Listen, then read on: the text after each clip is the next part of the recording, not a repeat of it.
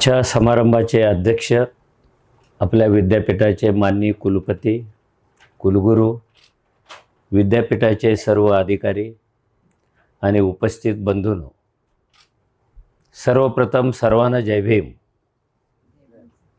तुम्ही पण म्हणायचं ना जय भीम. काय प्रवीण, जय भीम. तर या विद्यापीठामध्ये मला अतिशय महत्त्वाच्या विषयावर बोलण्याची संधी दिली, त्याबद्दल मी त्यांना सर्वप्रथम धन्यवाद देतो. भारतीय संविधान आणि बाबासाहेबांचं नेतृत्व असा व्याख्यानाचा विषय आहे आणि तो खूप मोठा आहे. भारतीय संविधान या विषयावर मी सलग 8 दिवस भाषणे दिली तरी तो विषय काही संपला नव्हता. विदर्भामध्ये 8 दिवस भाषणं देत होतो संविधानावर, तसंच बाबासाहेबांच्यावर. पण वेळेची मर्यादा पाळून हा विषय मी आपल्यासमोर मांडण्याचा प्रयत्न करणार आहे. ज्याला आपण भारतीय संविधान म्हणतो, संविधान हा कायदेशीर शब्द आहे, कायद्यांचा समूह आहे. पण प्रत्यक्षात हे भारतीय संविधान जसा कायद्यांचा समूह आहे तसं इथल्या 80% लोकांचं मुक्तिगान आहे. सगळ्या मुक्तीच्या प्रेरणा माणसाच्या संविधानातून बाहेर पडतात. 80% लोकांना मुक्त करण्याची प्रेरणा ही संविधानामध्ये आहे. आणि हे जे संविधान आहे, ज्याला आता 80 वर्षे पूर्ण होत येतील, ते संविधान मंजूर झाल्यापासून ते आत्तापर्यंत वेगळ्या वेगळ्या अवस्थेतून निघालेलं आहे. असं समजू नका की संविधानात सगळं चांगलं होतं, त्याला कोणी धोकाच दिला नव्हता, काही अडचणीच आल्या नाहीत, काही चॅलेंजेस आले नाहीत. पहिल्या दिवसापासून, ज्या दिवशी संविधान मंजूर झालं त्या दिवशी कोल्हापूरजवळ संकेश्वर नावाचे गाव आहे, तिथे एका पीठाचे जेरे शास्त्री यांनी संविधानाच्या विरोधी एक सभा घेतली. ज्या दिवशी मंजूर झालं त्याच दिवशी. आणि त्यांचं भाषण गुगलवर पण तुम्हाला वाचायला मिळेल, अजून कुठेतरी वाचायला मिळेल. ते म्हणाले, हे संविधान कितीही चांगलं असलं तर ते कुणी लिहिले हे खूप महत्त्वाचं आहे. दूध कितीही पवित्र असलं, कोणत्याही पवित्र गाईचं असलं, आणि ते जर गटारीतून वाहत आलं तर त्या दुधाला महत्त्व राहत नाही. तसं हे संविधान आहे, कारण ते शूद्राने लिहिलेलं आहे आणि लवकरच आपल्या देशातले लोक ते उधळून लावतील. हिंदुत्ववादी संघटनेने दुसऱ्या दिवशी अशीच टीका केली आणि पुढे त्यांच्या मासिकामध्ये एक लेख पण लिहिला, हे संविधान फार काळ टिकणार नाही, कारण ह्याच्यामध्ये देवाची स्तुती नाही, धर्माची स्तुती नाही, धर्माचं महात्म्य नाही, आणि असं नसलेलं संविधान हे काही टिकून राहणार नाही आहे.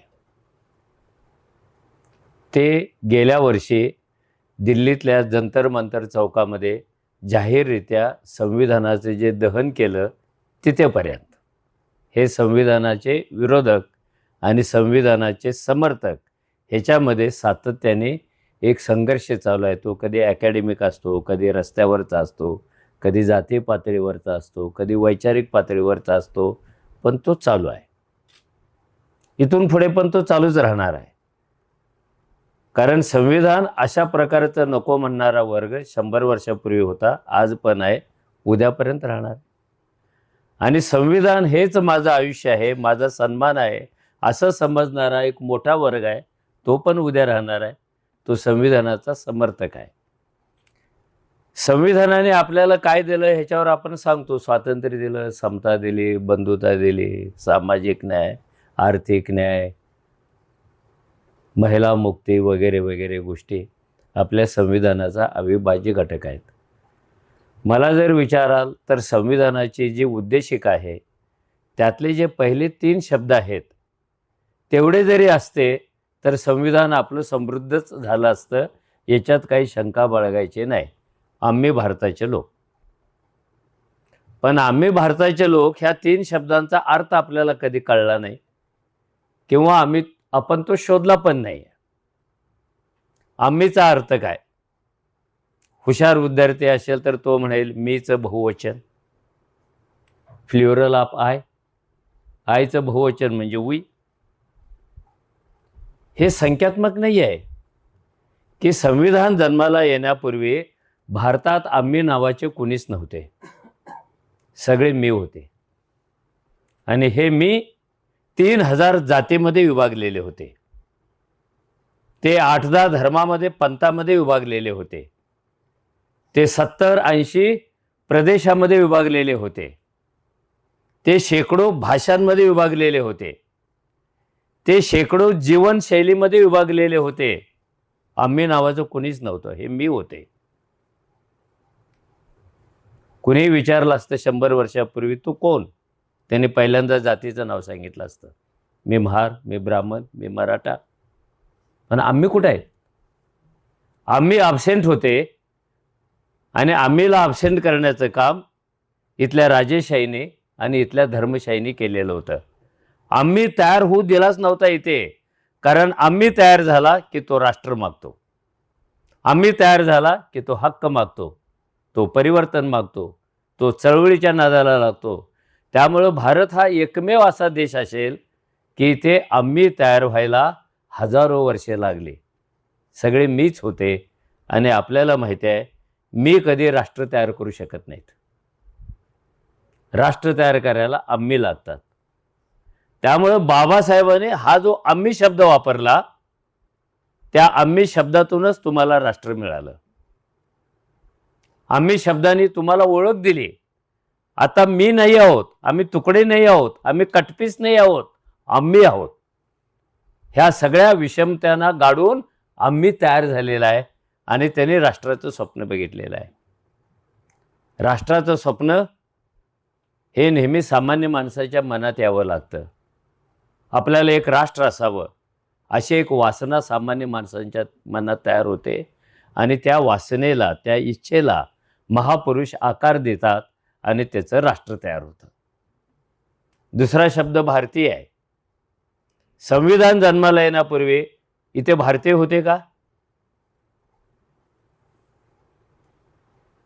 तू कोणता?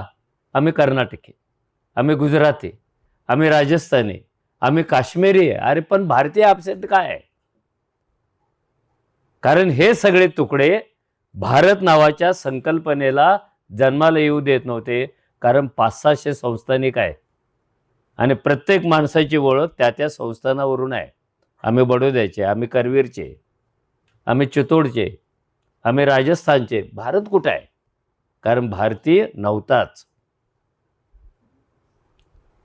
संविधान तुमच्या हातात आलं, हे सगळे तुकडे खलास झाले आणि तिथे भारतीय जन्माला आले. आणि तिसरा शब्द लोक. संविधान जन्माला येण्यापूर्वी माणसं खूप होते पण लोक कमी होते. माणूस आणि लोक ह्याच्यामध्ये फरक आहे. सगळीच माणसं सगळेच लोक असतील असं नाही आणि सगळेच लोक पुन्हा माणसं होतील असं नाही आहे. वेगळे वेगळे इंग्रजी शब्द आहेत ना त्याला. माणूसला वेगळा आहे, लोकला वेगळा आहे. ही जी सगळी माणसं होती ही परावलंबी, ही गुलाम, ही जातीच्या वरवंट्यामध्ये भरकटली जाणारी, त्यांना त्यांचं ना नाव आहे, नाव चिन्ह आहे, ना प्रतिष्ठा आहे. ती जन्माला येतात, जगतात, मरतात, कारण ती माणसं आहेत. माणूस ते लोक हा एक मोठा राजकीय प्रवास आहे, तो सामाजिक प्रवास आहे. असं पटकन नाही होत माणसाचे लोक झाले. जेव्हा तुम्ही लोक होता तेव्हा तुम्हाला बऱ्याच राजकीय लोकशाहीविषयक गोष्टी प्राप्त झालेल्या असतात. की जसं अमेरिकेत निग्रो माणसं होते पण त्यांना हक्क होते का? पण जे लोक होते त्यांना हक्क होते, त्यांना मतदानाचा हक्क होता. हे सगळे गुलाम होते कुणाकुणाचे तरी, आणि विशेषतः जातीचे गुलाम होते. आणि जातीचे गुलाम कसे बनवायचे हे मनूंनी सांगितलं होतं. तुम्ही मनुस्मृती नीट वाचा. आपली नावं कशी असायला पाहिजेत याच्यावर मनुस्मृतीमध्ये एक प्रकरण आहे, नामसंस्कार असं त्या प्रकरणाचं नाव आहे. ब्राह्मण असेल माणूस तर त्याचं नाव शुभवाचक पाहिजे. ते नाव उच्चारले की देवाची प्रार्थना केल्यासारखं वाटलं पाहिजे. शुभदा, सरस्वती, आरती, शुभवाचक. तुझं काय नाव? हां, न ते नाही, ते कशातच बसत नाही. जर क्षत्रिय असेल तर बलवाचक पाहिजे. भीम, अर्जुन, जणू ते नाव उच्चारल्या कुठलं तरी शस्त्र आपल्यावर चालून आलेलं आहे. प्रवीण नव्हतं त्याच्यामध्ये. बलवाचक, कारण त्याच्याकडे सगळ्यात भारी शस्त्र आहे. कृष्णाच्या चक्रापेक्षाही भारी शस्त्र आहे त्याच्याकडे. जर व्यापारी असेल, वैश्य, हे सगळं म्हणूनही सांगितले आणि अगोदर जाती लिहिलेत आणि नावं सांगितलेत.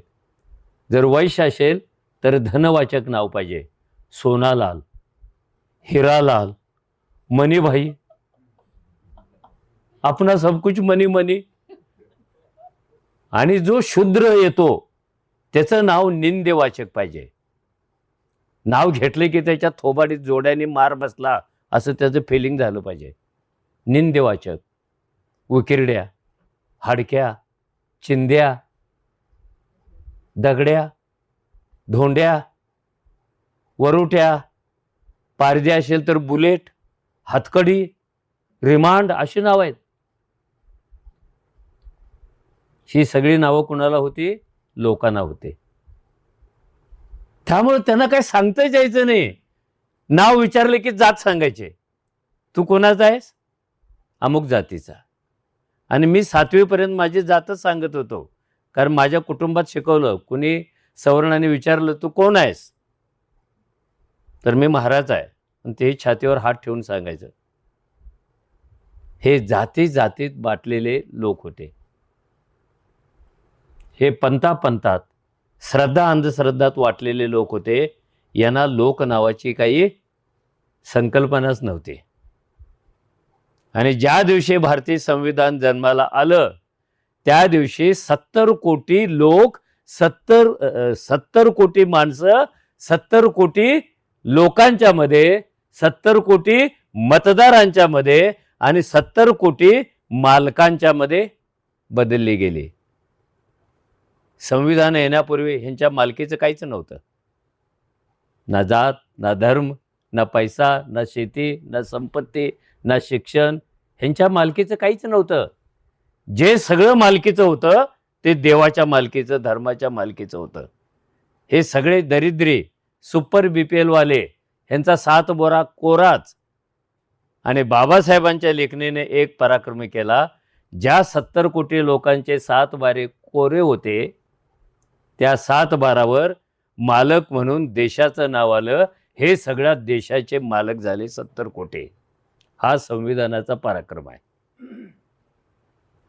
तुम्हाला मालक बनवलं ना त्याने, तुम्हाला मुक्त केलं, तुम्हाला स्वातंत्र्य, समता, बंधुता दिली. पण हे काही सहजासहजी आलेली नाही. लोकशाही दिली. पण ही जी लोकशाही आहे ही अन्य देशातल्या लोकशाहीप्रमाणे नाही आहे. त्याच्यात बाबासाहेबांनी खूप बदल केलेले आहेत.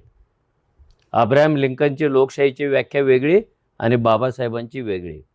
साऊथ बरो कमिशन समोर अशी झटापट झालेली आहे, कमिशन आणि बाबासाहेबांची लोकशाही ह्या विषयावर. ते विचारले मग लोकशाहीचं काय? ते म्हणाले नुसतीच लोकशाही काही उपयोगाची नाही आहे. लोकशाहीमध्ये लोक कोणते आहेत हे महत्वाचं आहे. नुसतं लोक असून चालत नाहीत. लोकांचे, लोकांसाठी लोकांनी, पण लोक कोण आहेत तिथे ते पहिल्यांदा तपासा. नुसतेच लोक असतील तर चांगली लोकशाही होणार नाही आहे.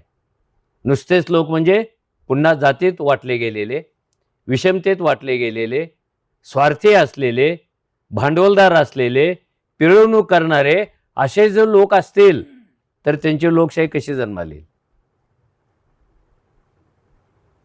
करेक्शन केलं त्यांनी. नुसतीच लोकशाही नाही, लोक कोणते आहेत तिथे त्यांनी मुळाला हात घातला. आणि दुसरा प्रश्न विचारला, ही कुणासाठी आहे? देणारे कोण आहेत आणि घेणारे कोण? कुणासाठी आहे? हे कुणासाठी लोकशाही आणतोय आपण? लोकशाहीच्या नावाखाली मुठभर साक्षर, मुठभर धनिक, मुठभर श्रीमंत, मुठभर अन्याय करणारे हेच जर लोकशाहीत सत्ताधीश होत असतील तर ही लोकशाही फेल गेली. त्याचा काहीच उपयोग नाही आहे. हे कोण आणतं, कुणासाठी आणतं, ह्याच्या सगळ्या व्याख्या त्यांनी नीट केलेल्या होत्या. आणि संविधानाचा प्रारंभ आणि शेवट, संविधानाचा मध्य, संविधानाचा आत्मा फक्त आणि फक्त लोक आहेत.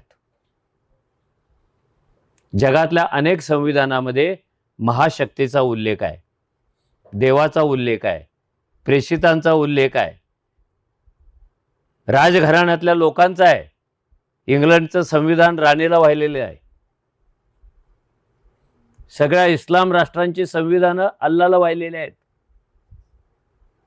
अमेरिकेतले अनेक संविधान ख्रिस्ताला अर्पण केलेले आहेत.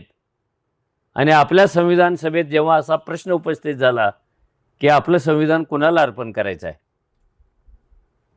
खूप लोकांनी सांगितलं ते रामाला अर्पण करा, ते कृष्णाला अर्पण करा, काही नाही तरी ते महात्मा गांधींना अर्पण करा. इथेपर्यंत ती चर्चा चालू झाली होती. हे महात्मा गांधींना अर्पण का करा हे कसं आलं? बाबासाहेब जेव्हा ड्राफ्टिंग कमिटीचे चेअरमन झाले त्यावेळेला लोकांच्या समोर त्याने आव्हान केलं होतं घटना समितीने की लोक हो, तुम्हाला राज्यघटना कशी पाहिजे, तुमच्या मनात काय आहे, ते कुणाला अर्पण करायला पाहिजे, तुमच्या मनात काय आहे हे आम्हाला लिहून पाठवा. आणि भारत निरक्षर असताना सुद्धा हजारो निवेदनं त्या समितीकडे आलेले आहेत. ते अजूनही आर्किओलॉजिकल डिपार्टमेंटमध्ये आहेत, तुम्ही पाहू शकता कुणाला अर्पण करायला पाहिजे. गंमत म्हणजे या निवेदनामध्ये, या पत्रामध्ये साक्षात एक पत्र देवाने लिहिलं होतं. आणि इंग्रजी शाळा नसताना त्या काळात ते पत्र इंग्रजीत आलेलं आहे. ते पण आर्किओलॉजी डिपार्टमेंटमध्ये आहे. आणि ते एका इंग्रजाने लिहिलेल्या पुस्तकमध्ये आहे. भारतीय संविधान राष्ट्राची कोनशिला असं त्या पुस्तकाचं नाव आहे. पत्र जसेचे तसं आहे. त्याने काय लिहिलं आंबेडकरांना उद्देशून? To mister B R Ambedkar, तुम्हाला माहिती आहे की हे जग आणि आपला देश देवाने निर्माण केलेला आहे. इथे देवाच्या इच्छेशिवाय काहीच चालत नाही. या देशात स्वातंत्र्य चळवळ चालू व्हावी ही गांधीची नव्हे, ही देवाची इच्छा होती. ब्रिटिशांनी यांना स्वातंत्र्य द्यावं ही ब्रिटिशांची इच्छा नव्हती, देवांचीच होती. असं एक संविधान लिहिणारी समिती व्हावी देवांचीच इच्छा होती. सो मिस्टर आंबेडकर, आपलं संविधान हे देवाला अर्पण केलं जावं अशी माझी नम्र विनंती आहे. खाली सिग्नेचर इंग्रजीमध्ये कल्की महाराज आणि त्यांचा नंबर आहे. जसा RTO मध्ये वाहनांना नंबर असतात MH15 EZ, तसे महाराजांचे नंबर असतात. कारण महाराजांची संख्या खूप असल्यामुळं लोकांच्या लक्षात राहावं म्हणून तरतूद आहे. देवाला अर्पण करा. गांधीजींच्या एका परमशिष्याने, त्यांचं नाव अग्रवाल की बहुतेक अग्रवाल, त्यांनी एक संविधानच लिहिलं आणि बाबासाहेबांच्या समोर आणून ठेवलं. संविधान लेखनाचं काम चालू होणार होतं अजून, पण ह्या निवेदनाला प्रतिसाद म्हणून त्याने एक संविधान लिहिलं आणि बाबासाहेबांच्या समोर आणून ठेवलं. मिस्टर आंबेडकर, अरे तुमच्या संविधानाच्या सभेत खूप गोंधळ आहे, कामच होत नाही, जयकर सारखं स्थगिती आणतात, मुस्लिम सदस्य येत नाहीत, हे किती काळ चालणार आहे? तुमची अडचण लक्षात घेऊन आम्ही संविधान बनवलेलं आहे, हे घ्या. मग त्याने ते संविधानाचं कवर पाहिलं. इंडियन गांधीयन कॉन्स्टिट्यूशन, गांधींची राज्यघटना, गांधीवादी राज्यघटना. मग ते चालता चालता बाबासाहेब म्हणाले, by the way mister Agarwal, की या राज्यघटनेचा केंद्रबिंदू कोण आहे? ते म्हणाले, of course village, Bapu likes village. Babasaheb काही बोलले नाहीत. अग्रवालनेच प्रश्न विचारला, तुम्हाला आवडलं नाही का? तुमच्या भावी राज्यघटनेचा केंद्रबिंदू कोण असणार आहे? ते म्हणाले, खेडं असणार नाही एवढं पक्क. का असणार नाही खेडं? देशातलं सगळं दारिद्र्य खेड्यात तयार होतं. देशातल्या सगळ्या जाती शेतातल्या बांधावर येतात. देशातले सगळे देव शेतीच्या बांधावर येतात. सगळ्या विषमतांचं गर्भाशय खेड्यात असतं. अंधार घेऊन जगतं, ते विषमता घेऊन जगतं. अशा खेड्याला मी माझं संविधान कसं अर्पण करेन? ते म्हणाले, मग कुणाला अर्पण करणार? देवाला अर्पण करायचं नाही म्हणता, गांधींना अर्पण करायचं नाही म्हणता, देवाने पत्र लिहिले कलकी महाराजांनी, त्यांचं ऐकायचं नाही ठरवलं तुम्ही, हे कुणाला अर्पण करायचं आहे? आणि बाबासाहेबांनी उत्तर दिलं, माझं संविधान ना स्वर्गातल्या देवाला, ना जमिनीवरच्या देवाला, ना खेड्याला, ना कोणत्या महापुरुषाला, हे संविधान फक्त आणि फक्त या देशातल्या सामान्य माणसाला अर्पण केलं जाईल. तो या संविधानाचा केंद्रबिंदू असेल, तो म्हणजे आपण. मला वाटतं संविधानाने अजून काय द्यायला पाहिजे?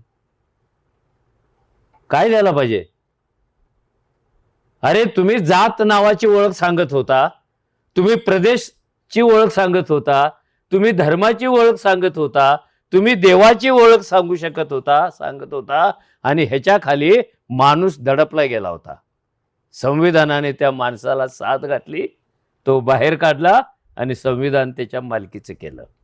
म्हणून ते मुक्तिगान आहे. ही लोकशाही टिकायची असेल, आपण म्हणतो की आपली राज्यघटना ही 100 वर्षे टिकून आहे. खरं म्हणजे हे आपण भाबडेपणानेच बोलतो, कारण आपली राज्यघटना अति परिवर्तनवादी आहे, म्हणून ती टिकून आहे. ज्या राज्यघटना परिवर्तनवादी असत नाहीत, तिथे बंड होतात, तिथे लष्कर प्रमुख येतो, तिथे अजून काहीतरी होतात. तुमच्या गरजा बदलल्या, संविधान आपल्यात बदल घडवून घेते. जर तिनं बदल घडवून घेतला नाही तर ती राज्यघटना कुचकामी ठरते. राज्यघटनेवर भाषण करताना कार्लाइलचं एक उदाहरण दिलं होतं बाबासाहेबांनी, की जन्माला येणारी प्रत्येक पिढी हे एक नवीन राष्ट्र असते आणि तिला नवीन राज्यघटनेची गरज असते. ते राष्ट्र स्वतःच आपली राज्यघटना करतं, म्हणजे आहे त्या घटनेमध्ये दुरुस्त्या करतं, ॲडिशन करतं, आणि ते आपल्याला मिळती जुळती राज्यघटना तयार करतं. जुनं राष्ट्र नव्या पिढीवर कधी लादता येत नाही. त्याचं नवीन जग आहे, त्याचं नवीन राष्ट्र आहे. त्यामुळे ही इतकी परिवर्तनवादी आहे. तुम्हाला आठवत असेल की शेतीच्या विषयावरून भारतीय राज्यघटना ज्या दिवशी जन्माला आली त्याच्या दुसऱ्या दिवशीच त्याच्यात करेक्शन झालेलं आहे, भरपाईच्या प्रश्नावरून. दुसऱ्या दिवशी अशा दुरुस्त्या होत होत होत होत इथेपर्यंत ते पोचलेलं आहे. आणि भारतीय राज्यघटनेचं वैशिष्ट्य, जेवढ्या दुरुस्त्या होतील तेवढी ती दणकट होत गेलेली आहे, तेवढी ती काल सुसंगत होत गेलेली आहे, तेवढी ती सामान्य माणसांच्या हातात हात घालून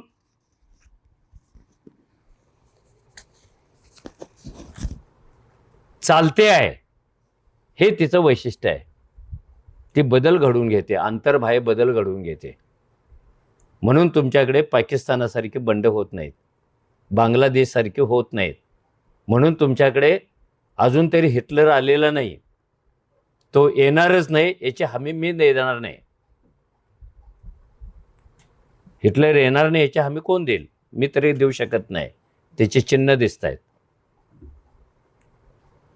हे या राज्यघटनेचं वैशिष्ट्य आहे. काल सुसंगत, पिढी सुसंगत, माणूस सुसंगत, म्हणून ती माणसाचा हात धरून चाललेले आहे. हिचं अजून एक वैशिष्ट्य बाबासाहेबांनी सांगितलं होतं की मी जे संविधान केलेलं आहे तो एक आराखडा आहे. त्या आराखड्यामध्ये अजून काय काय भरता येईल याची जर एखादी कमिटी स्थापन झाली किंवा असा प्रयोग एखाद्या समूहाने तयार केला, प्रयत्न सुरू केला, तर त्या समूहामध्ये जाणारा मी पहिला असेल. पुण्यातलं भाषण आहे. म्हणजे बाबासाहेब किती उदारमतवादी होते. ते असं म्हणाले का मी काहीतरी ब्रह्मवाक्य लिहून ठेवलेलं आहे, त्याच्यात कधीच बदल होणार नाही, या संविधानामध्ये अजून काय काहीतरी हवं असं म्हणणारा जर वर्ग तयार झाला, त्यांनी काम चालू केलं, तर त्या वर्गात मी जाईन. ही घटनेची वैशिष्ट्ये आहेत. आपण वैशिष्ट्याशिवाय राज्यघटना मोठी, राज्यघटना मोठी. बाबासाहेबांनी ही राज्यघटना जशी चांगली लिहिली, तसे त्यांनी ती नीट नाही वापरली तर धोके काय काय आहेत याचा पण विचार अगोदरच करून ठेवलेला आहे. जर या राज्यघटनेने सामान्य माणसाचे प्रश्न सोडवले नाहीत, तर कदाचित सामान्य माणसंच बंड करतील आणि ते घटना जाळून टाकतील. संसदेतलं भाषण आहे. दुसऱ्या दिवशी ते पुन्हा भाषण करायला उठले, तेव्हा विरोधी सदस्यांनी आक्षेप घेतला, मिस्टर आंबेडकर, काल तुम्ही राज्यघटना जाळायची भाषा केली होती, आज राज्यघटनेचं महात्म्य कशाला सांगायला लागला? स्टॉप. ते म्हणाले, yes, today I said this. त्याचं कारण वेगळं होतं. आज जे बोलतोय त्याचं कारण वेगळं आहे. ते म्हणाले, एक गोष्ट आहे की आपण लोकशाही नावाच्या देवीसाठी एक मंदिर बांधलं. त्या मंदिरात लोकशाही बसण्यासाठी गर्भगृह तयार केलं आणि कोणत्याही क्षणी तिथे देवीची प्रतिष्ठापना होणार. मिरवणूक निघालेली आहे, ढोल वाजतायत, लोक नाचतायत, मूर्तीची प्राण प्रतिष्ठा. तो एक आपल्या धर्मात शब्द आहे. दगड असो नाहीतर लाकूड असो, मंत्र म्हटला की त्याच्यात जीव येतो. प्राण प्रतिष्ठा. कोरोनात मेलेल्यांच्यासाठी कोणी असा मंत्र नाही वापरला. ठीक आहे. मिरवणूक जवळ आली आणि त्या मंदिरातून एक जण बाहेर ओरडत आला, अरे मिरवणूक थांबवा. का थांबवा? जिथे देवीला बसवायचं आहे ना, तिच्या अगोदर तिथे जाऊन एक सैतान बसलेला आहे. तो क्या हुआ? चिल्लाओ, घोषणा द्या, मोठ्याने ओरडा, सैतान बाहेर निकल, सांगा त्याला. ते करून बघितलं म्हणे. इतकं जोर जोरात ओरडलो, तो सैतान बाहेर जायला तयारच नाही. त्याला ऐकायला येते की नाही हे सुद्धा माहिती नाही. ठीक आहे, मग फटाके उडवा, बॉम्ब सारखा आवाज काढा, त्याला धमक्या द्या. ते करून पाहिलं, सैतान हलायलाच तयार नाही. सैतानाला हलवण्याचे सगळे मार्ग जेव्हा फेल होतील, तेव्हा एकच मार्ग शिल्लक राहतो, स्फोट करून ते मंदिरच उडवून टाकायचं. मंदिर बांधलं होतं कोणासाठी आणि तिथे बसले कोण? लोकशाही आली कोणासाठी? तिचे लाभार्थी कोण आहेत आता? ते म्हणाले, हे जे लोक आहेत ना, ह्यांना लोकशाहीचं ज्ञान कुणी देत नाही. लोकशाहीच्या दृष्टीनं त्यांना साक्षर कुणी करत नाही. संविधान आहे पण संविधान साक्षरता नाही आहे. लोकशाही आहे पण लोकशाही साक्षरता नाही आहे. राजकारण आहे पण राजकीय साक्षरता नाही आहे.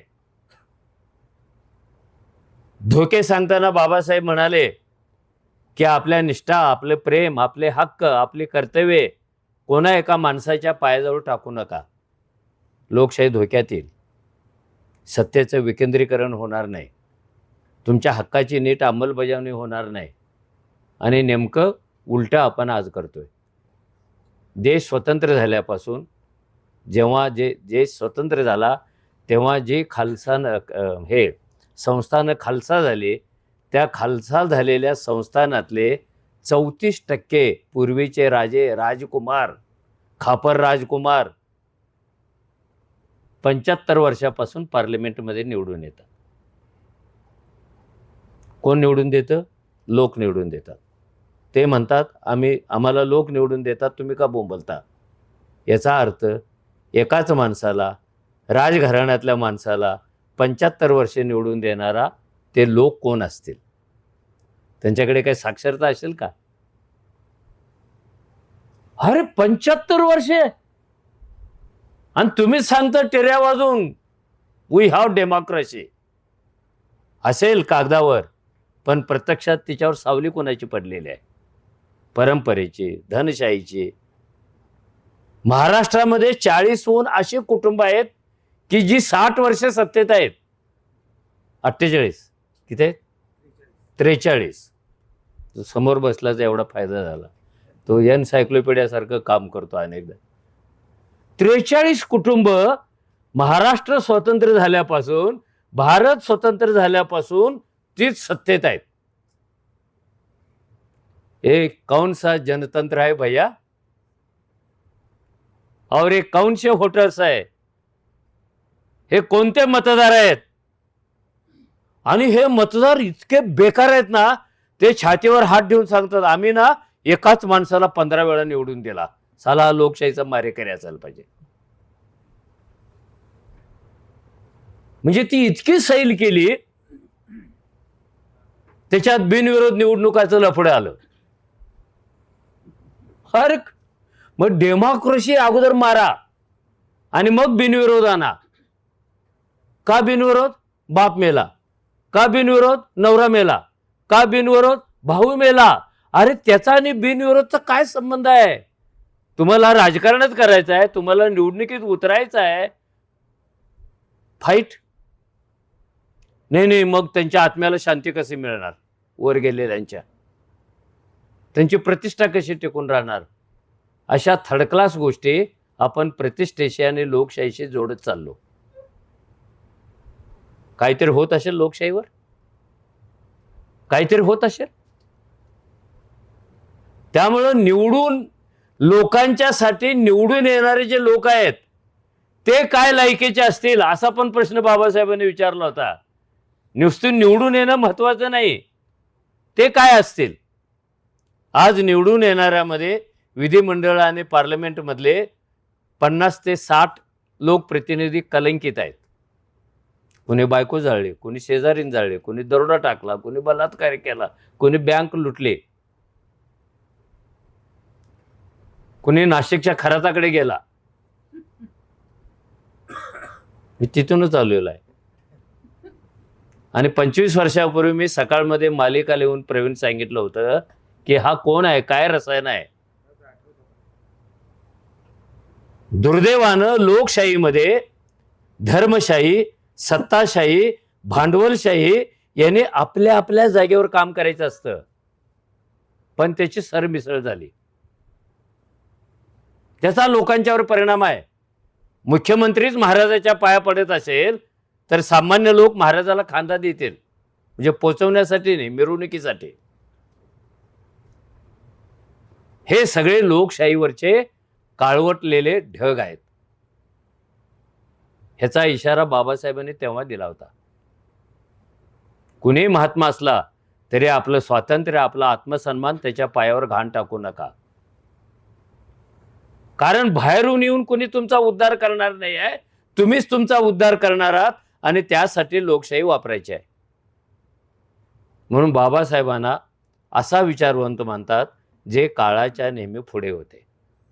खूप लांबचं दिसायचं, खूप लांबचं दिसायचं. आणि हे संविधान म्हणजे केवळ कायद्याचा समूह नाही, तर नव्या भारताचा पाया येतो. कोणता नवा भारत?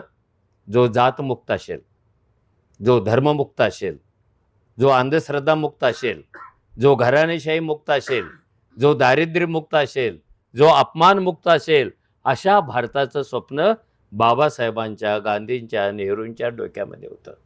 हे कल का इंडिया कैसा है? इंडिया. तुम्ही राज्यघटनेत हिंदुस्थान शब्द का नाही वापरला असा प्रश्न विचारत नाही. भारत का वापरला, हिंदुस्थान का नाही वापरला? हे कुछ तो सोच आहे.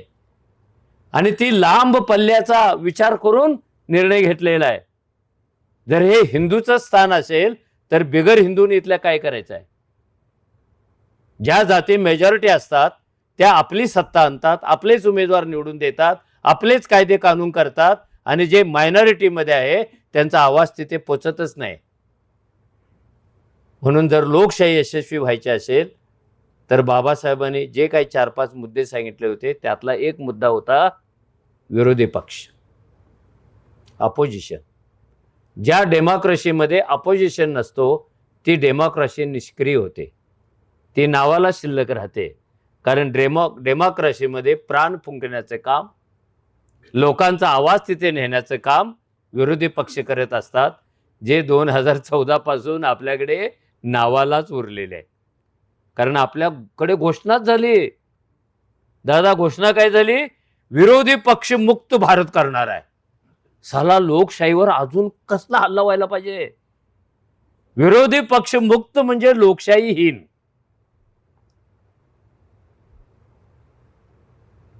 तुम्हाला विरोधी लोकशाही पाहिजे पण विरोधी पक्ष नको, असं होत नाही. आणि विरोधी पक्षाचं महत्व बाबासाहेबांनी एका भाषणामध्ये सांगितलं होतं की इथे सत्ताधारी पक्ष जास्त जागा मिळून निवडून येतो, तो त्याचे मेंबर घेऊन मंत्रिमंडळ स्थापन करतो, त्यांना पदं देतो. पण हे कोणाचं मंत्रिमंडळ आहे? विजयी झालेल्या पक्षाचं मंत्रिमंडळ आहे. पण जे विजयी झाले नाहीत, पण ज्यांचे सदस्य निवडून आलेले आहेत, त्यांचा आवाज सरकारमध्ये कसा उमटवायचा? ते म्हणाले होते विरोधकामधले जे चांगले असतील त्यांना सुद्धा मंत्रिमंडळात स्थान द्यावं. काय भारी कल्पना होती. म्हणजे ते एकतर्फी चालणार नाहीत, कुणीतरी त्यांना व्यसन घेऊन उभा आहे. म्हणजे लोकशाहीच्या रक्षणासाठी सातत्याने बाबासाहेबांनी आपल्या भूमिका, आपले विचार मांडत राहिलेले आहेत आणि आज ते लोकांना खरं वाटतंय. येणारा काळ जगभरच लोकशाहीच्या दृष्टीने अतिशय घातक आहे, जगभर, आणि भारतात सुद्धा तो घातक आहे. आता गंमत काय झालेली आहे की सगळे लोकशाही मार्गाने निवडून येतात. असं कुणी पण मतं न घेता निवडून आलंय का? निवडणुकीला उभे राहतात, मतं मिळवतात, समोरच्याला पराभूत करतात आणि ते सत्तेवर येतात. एकदाच येत नाहीत, पुन्हा पुन्हा तेच येतात. मग पुन्हा पुन्हा तेच येण्याला लोकशाही म्हणतात का? आणि तो तर लोकशाहीच्या मार्गाने आला.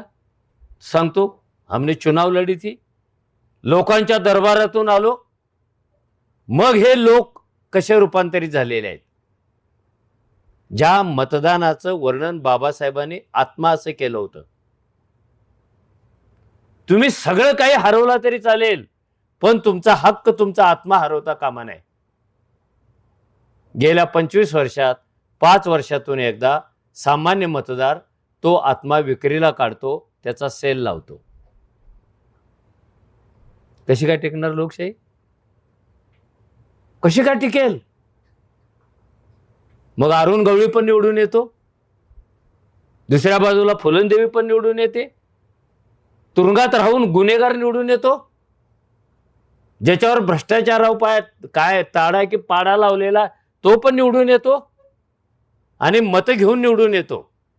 मग त्याला मतं देणारे मतदार काय लायकीचे झाले असतील? लोकशाही वाचवायची आहे ना. आणि माणूस जेवढा शहाणा होतो ना, तेवढं तो मतदानाला जायचं टाळतो. हे आम्ही राजकारणी नाही आहोत, विशेषतः उच्च मध्यमवर्गीय, माझ्यासह तुम्ही सगळे. मी पण उच्च मध्यमवर्गीय. काय सांगतो आपण?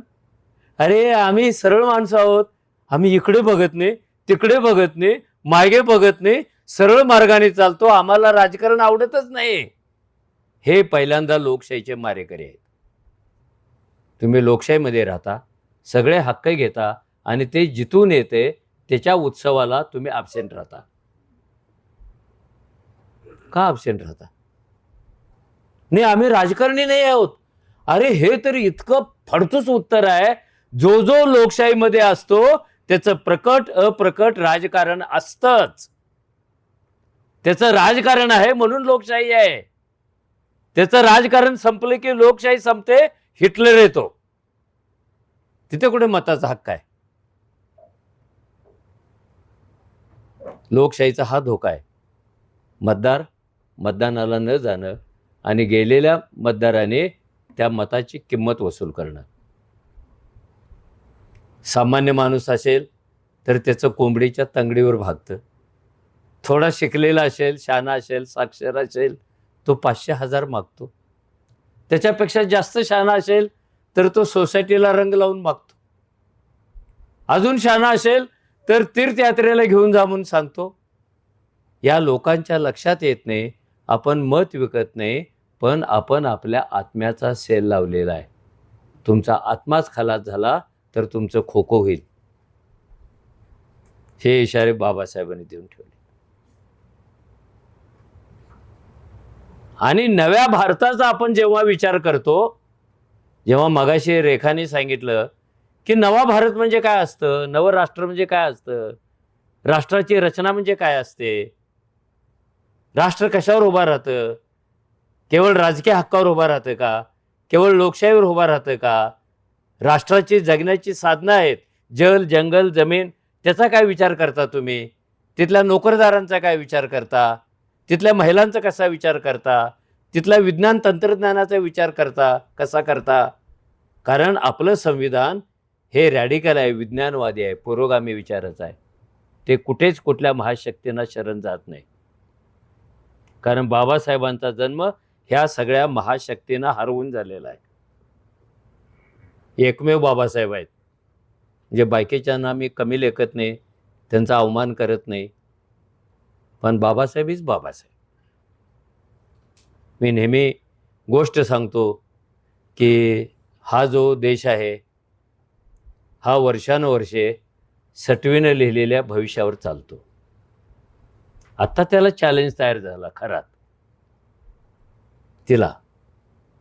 आणि आपल्याकडे अशी धारणा आहे, शिकलेल्या न शिकलेल्या कितीही मोठ्या पदावर असलेल्या माणसाचा स्वतःऐवजी फक्त सटवेवर विश्वास आहे. ही सटवी भविष्य व्यक्ती आहे. जन्माला येणाऱ्या प्रत्येकाच्या कपाळाच्या मागे ती भविष्य लिहिते. गंमत म्हणजे सटवी कधीच शाळेत गेली नव्हती. माणूस इंग्रजी असला इंग्रजीत भविष्य लिहिते, कानडी असला माझ्यासारखा, मी कर्नाटकातला आहे, कानडीत भविष्य लिहिते. म्हणजे किती कोणत्या विद्यापीठातून आले असेल रावते, सगळ्या भाषा येतात. आणि नंबर 2, सटवीनं लिहिलेलं भविष्य कधीच खोटं ठरत नाही, म्हणून लोक विश्वास ठेवतात. माझ्या पण डोक्यात हा बरेच विचार आला होता.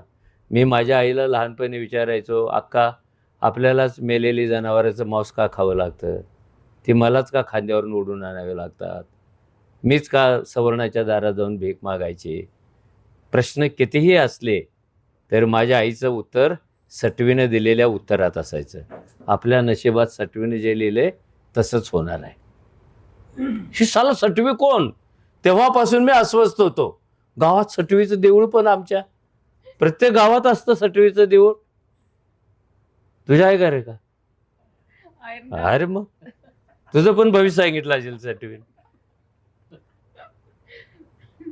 सटवी काय सांगते जरा सिरियसला आहे का, आणि ते खरं कसं असतं ते सांगा.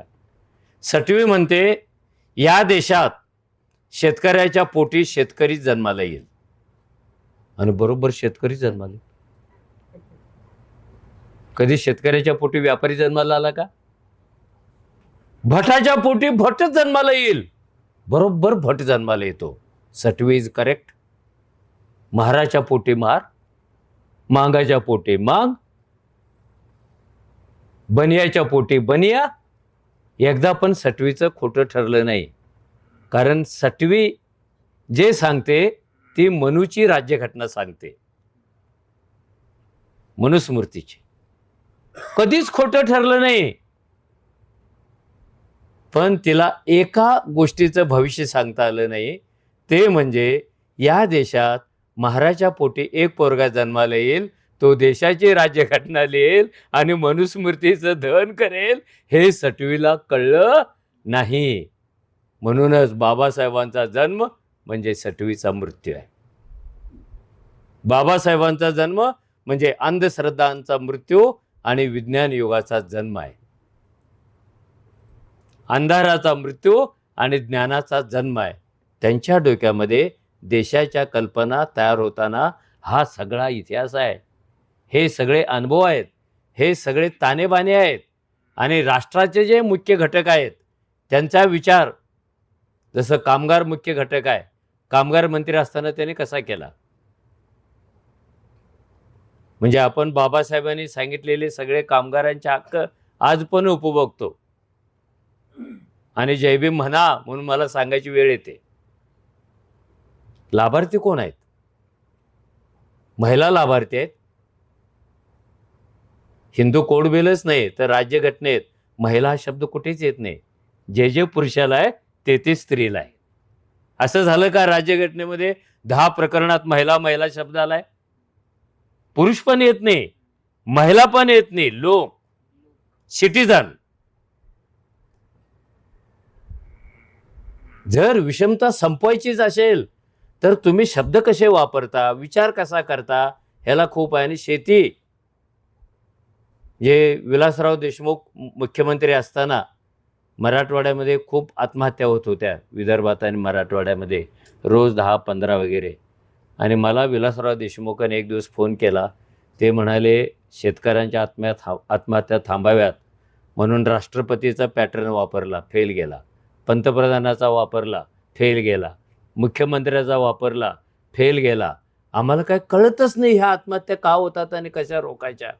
तुम्ही सरकारला एक अहवाल देता का? आणि मी 4-5 महिने महाराष्ट्रातल्या खेड्याखेड्यात फिरून एक अहवाल सादर केला आणि अहवालाच्या शेवटी दिलं मी, जोपर्यंत फुले शाहू आंबेडकर यांची शेतीविषयक भूमिका सरकार अंमलात आणत नाही तोपर्यंत शेतकऱ्याच्या आत्महत्या थांबणार नाही आहेत. मग असं काय बाबासाहेबांनी सांगितलं होतं? असं काय फुल्यांनी सांगितलं होतं? अरे बाबासाहेबांनी तर पहिल्यांदा सांगितलं, तुकड्यातली शेती बंद करा, तोपर्यंत उत्पन्न वाढणारच नाही आहे. माणसाला शेती कसणं अवघड झालेलं आहे. सरकारने शेती कसावी आणि ज्याच्या हिस्सेची जेवढी जमीन आहे तेवढं उत्पन्न त्याला द्यावं. शेतीचं राष्ट्रीयकरण करावं. शेतीला उद्योग समजावा आणि उद्योगधंद्याला जसं कर्ज देता तसं तुम्ही शेतीला कर्ज द्यायला पाहिजे. धरणं आपण पण बांधतो, त्यानं नदी जोडचा उल्लेख केला, पण धरणाविषयी त्यांची कल्पना काय होती? या देशात धरणं भरपूर बांधायला वाव आहे, पण तुम्ही असं एक पण धरण बांधू नका, फक्त पाणी साचेल आणि वीज तयार नाही होणार. जिथे वीज तयार होते त्या जागा पकडा. कल्पना करा, भारतामध्ये अशी 2000 धरणं, 2000 विजेची केंद्र. बाबासाहेब म्हणाले कोणत्याही शेतकऱ्याला वीज मोफत घेता आली पाहिजे आणि जो जास्तीत जास्त वीज वापरतो ना त्याला सरकारने बक्षीस दिलं पाहिजे. फुकटात वीज तयार व्हायला पाहिजे, वाऱ्यापासून वीज तयार झाली पाहिजे. So this is forecast for new India. आपण घेतच नाही ते. कोणत्या विचारावर आपण बाबासाहेबांच्या श्रद्धा ठेवतो? ना शिक्षणावर, ना राजकारणावर, ना शेतीवर, ना कामगारांच्यावर. कोणत्या गोष्टीच्या बाबतीत आपण बाबासाहेबांना चिकटतो? चिकटत नाही आपण. उलट मला एक भीती वाटते की गेल्या 40 वर्षामध्ये बाबासाहेबांचं ज्या वेगाने प्रतीकात रूपांतर होते तो सगळ्यात मोठा धोका आहे. कोणत्याही पुतळ्यातला महापुरुष समाज परिवर्तन घडवू शकत नाही. समाज परिवर्तन घडवायचं असेल तर पुतळ्यातला महापुरुष रस्त्यावर काढावा लागतो, रणांगणावर काढावा लागतो, त्याच्या हातात हात घालून त्याच्या विचारांचे आयुध घेऊन लढावं लागतं, तर परिवर्तन होतं. सगळ्याच महापुरुषांचं असं झाले. सगळे चिन्हातच सापडतात आपल्याला आणि सगळे देवत्वाकडे निघालेले आहेत. सगळे जाती बळकट करायला चाललेले आहेत. महापुरुषाच्या झुंजी आहेत. ते धर्माला प्रमोट करायला लागलेत, ते जातीला प्रमोट करायला लागलेत. हे एक दिवस संविधानापर्यंत येणार आहे, किंबहुना ते आलं पण आहे. संविधानाला धक्का लावायचं नाही, पण स्वतःला पाहिजे ते कामं करून घ्यायची. संविधानात कुठे सांगितलं होतं एका धर्मातल्या माणसाच्या मंदिराला 13,000 कोटी रुपये द्या? सांगितलं होतं, पण दिलं. संविधानात कुठे सांगितलं होतं नाशिकच्या कुंभमेळ्याला 34,000 कोटी द्या? दिलं. संविधानात कुठे सांगितलं होतं पंतप्रधानांनी भगवी घालून गुहेत जाऊन तपश्चर्या करावी? केलं. संविधानात कुठे सांगितलं होतं संविधान सभेच्या ठिकाणी, संसदेच्या ठिकाणी यज्ञ करावा? केला. घटना बदलली का? नाही बदलली. पण स्वतःला जे पाहिजे ते करायत आपण चाललेलो आहोत. ही सगळ्यात मोठी धोकादायक आहे. सामान्य माणसाचा भ्रम असा होईल आमची लोकशाही सुरक्षित आहे. आमचं संविधान सुरक्षित आहे, पण वास्तवामध्ये त्याच्या विरुद्ध कारभार चालू होईल. मी तरी नेहमी सांगतो, संविधान हा पूजेचा विषय ठरवू नका. संविधानाचं कवर फ्रेममध्ये अडकवू नका. संविधानावर केवळ नीळच नव्हे, कोणताही रंग टाकू नका, उदबत्त्या लावू नका, कारण ते वेपन आहे. तुम्ही वेपन जेवढं म्यान कराल, जेवढी त्याची पूजा कराल, तेवढी त्याची धार आणि परिणाम शून्य होतो आणि तुमचे प्रश्न तिथेच राहतात. बाबासाहेबांच्या जयंतीनिमित्ताने मला वाटतं आपण एवढं तरी करावं. मी काल परवाच बाबासाहेबांनी काळाराम मंदिर सत्याग्रह जो केला, त्याला आता 30मध्ये 100 वर्षे पूर्ण होत आहेत. त्याच्यावर एक मोठा ग्रंथ लिहिला आहे, बाहेर ठेवलेला आहे. हे मी का सांगतो, हळूहळू मोकळं बोलणं कमी होत जाणार आहे. इतके दबाव येत आहेत, बोलणाऱ्याला जोखीम घेऊनच बोलावं लागतं. मी का घाबरत नाही, कारण असं बोलून असं लिहून मी 3 वेळा मार खाल्लेला आहे. त्यामुळं मरणाची भीती माझ्या मनातून गेलेली आहे. आता कोणी मला भीती घालू शकत नाही. नग्नपूजा बंद करा म्हणून मार खाल्ला, देवदासी बंद करा मार खाल्ला, 92च्या कुंभमेळ्यात 10 लाख साधू विरुद्ध मी एकटा, अशी लढाई झालेली आहे. त्यामुळे मी भयमुक्त आहे. पण सगळेच भयमुक्त असतील असं नाही. वातावरण बदलत चाललेलं आहे आणि त्या बदलत्या वातावरणामध्ये, अंधार पसरवणाऱ्या वातावरणामध्ये तुमच्या हातामध्ये फुले, शाहू, आंबेडकर, गांधी, नेहरू यांचाच विचाराचा दिवा असू शकतो. कारण MSEB फितूर झालेलं आहे. 12 महिने लोड शेडिंग असतं, अंधारच असतो आणि इथे लोड शेडिंग नाही आहे बाबासाहेबांच्या विचारात.